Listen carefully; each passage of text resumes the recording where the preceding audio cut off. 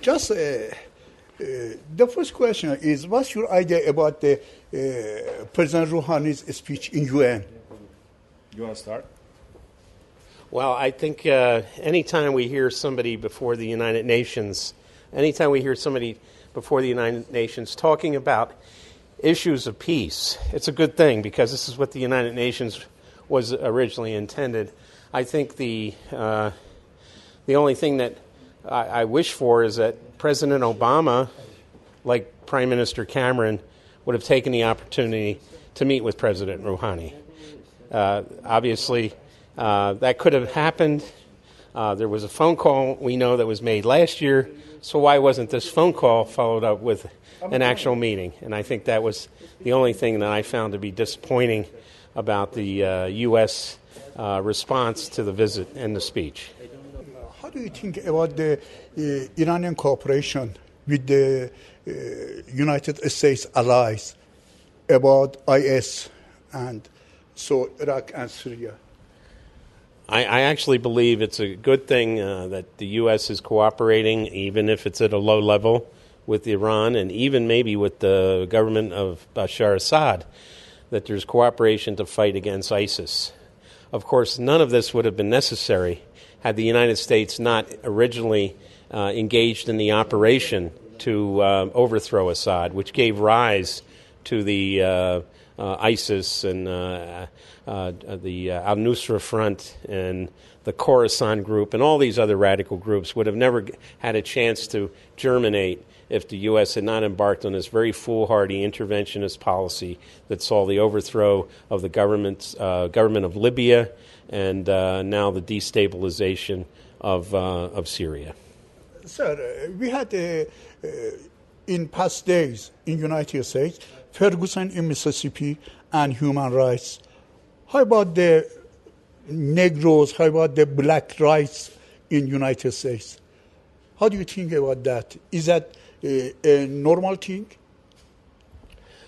Well, actually, I traveled through Ferguson about 6 weeks before the incident that saw these riots and the police response. Ferguson is a middle class, maybe lower middle class community. It's very close to St. Louis International Airport. Many of the people who live in Ferguson have jobs. They're not they work at the airport. They work in concessions. They work in baggage handling, things that you would expect, the motels, hotels. So these are hardworking people who did not deserve the police response to that particular incident.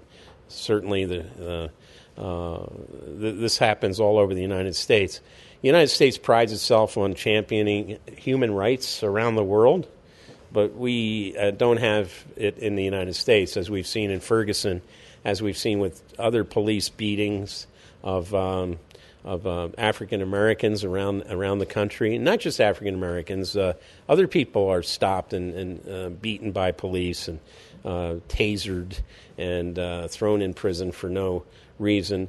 We had the Occupy Wall Street demonstrations in New York, where the police put tear gas into people's faces.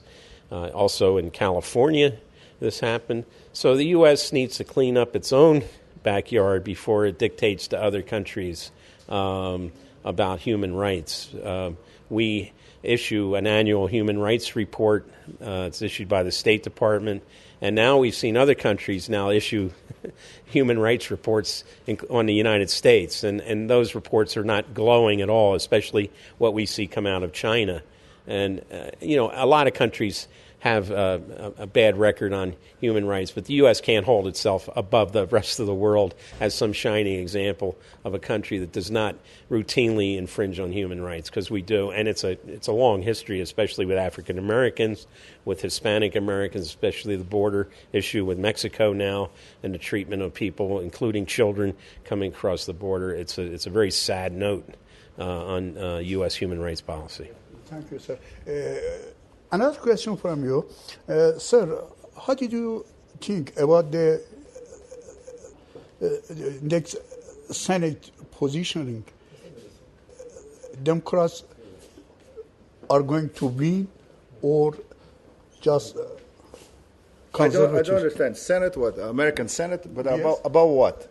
About the election. Which election? Mid-election. Midterms? Yes, midterms. Who is going to win? I don't know. I don't have a crystal ball. I don't know. Nobody knows. Probably the Republicans are going to win because this Democratic administration is a disaster, internally and externally. So maybe the Republicans are going to recapture the Senate. So we're going to have Obama administration against Capitol Hill as a whole, which means deadlock in the United States. Nothing is solved. It's going to be very hard for Democrats. Of course, because in terms of foreign policy, they have nothing to show. The only thing that we'll be able to show if there is a deal between the U.S. and Iran. We have 2 months for that. So November. Nobody knows what's going to happen. It's possible that there is a deal if the lobbies who are against the deal in the end are more or less controlled. But this administration, they cannot control anything, not to mention lobbies against it. Even if they can solve many problems as a minimum wage and other things or immigrations. No, it's impossible. These issues in the United States are not solvable like this. It would be necessary a third party or a really independent democratic party with grassroots approval and support.